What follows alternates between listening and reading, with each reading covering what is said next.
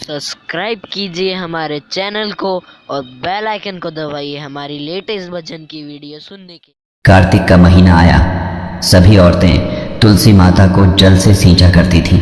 एक बुढ़िया माई भी आती और तुलसी को सींचने जाती थी, और जब वह जाती तो तुलसी माता को सींचती और कहती, हे तुलसी माता, सत की दाता, मैं बिड़ला सींचूं तेरा, तू कर निस्तारा मेरा। तुलसी माता बहू दीजिए, बेटा दीजिए, पोता दीजिए, लड़ुआ दीजिए, गड़ुआ दीजिए, पीताम्बर की धोती दे, मीठा मीठा घास दे, बैकुंठ का वास दे, चटके की चाल दे, पटके की मौत दे।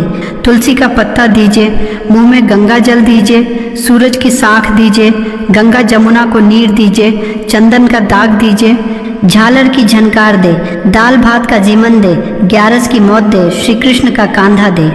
कुछ दिनों में ही तुलसी माता सूखने लगी। तब श्री हरि विष्णु जी का ध्यान गया और उन्होंने तुलसी माता से पूछा, हे तुलसी, इस कार्तिक के महीने में औरतें तुम्हें सींचती है, तुम्हारा भजन गाती है, तुम्हारी पूजा करती है, तुम्हारा गुणगान गाती है, फिर भी तुम क्यों सूख रही हो?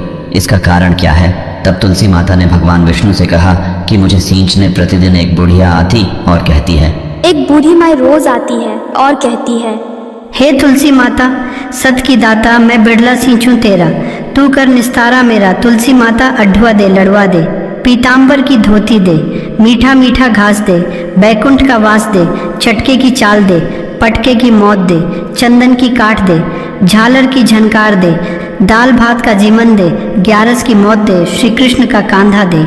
मैं उस बुढ़िया की सब बात तो पूरी कर दूंगी, पर कृष्ण का कंधा कहाँ से दूंगी?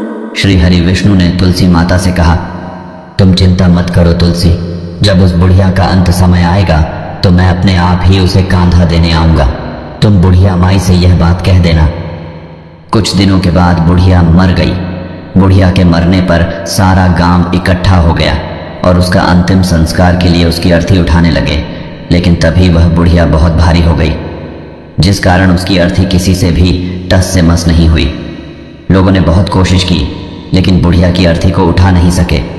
सभी लोग बोलने लगे कि यह बुढ़िया तो बहुत संस्कारी थी, दिन रात पूजा पाठ करती थी, इसने तो पाप नहीं किया था, फिर यह इतनी भारी कैसे हो गई? तभी भगवान विष्णु एक ब्राह्मण के वेश में वहां पर आए और पूछने लगे कि भीड़ क्यों लगी है। तब गांव वालों ने बताया कि एक बुढ़िया मर गई है और वह इतनी पापिन थी कि उसकी अर्थी किसी से भी उठ नहीं रही है, वह बहुत ज्यादा भारी हो गई है।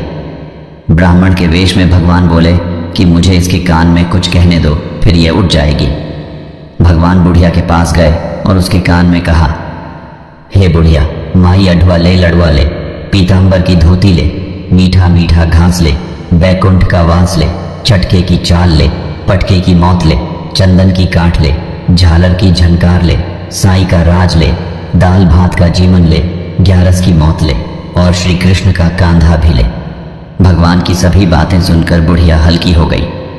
भगवान ने अपने कंधे पर उसे उठाया और उसका अंतिम संस्कार किया। बुढ़िया को मुक्ति मिल गई और वह वैकुंठ को चली गई। हे तुलसी माता, जैसे आपने उस बुढ़िया माई को मुक्ति दी, वैसे सभी की करना। जैसे भगवान ने उसे अपना कांधा दिया, वैसा हमें भी देना।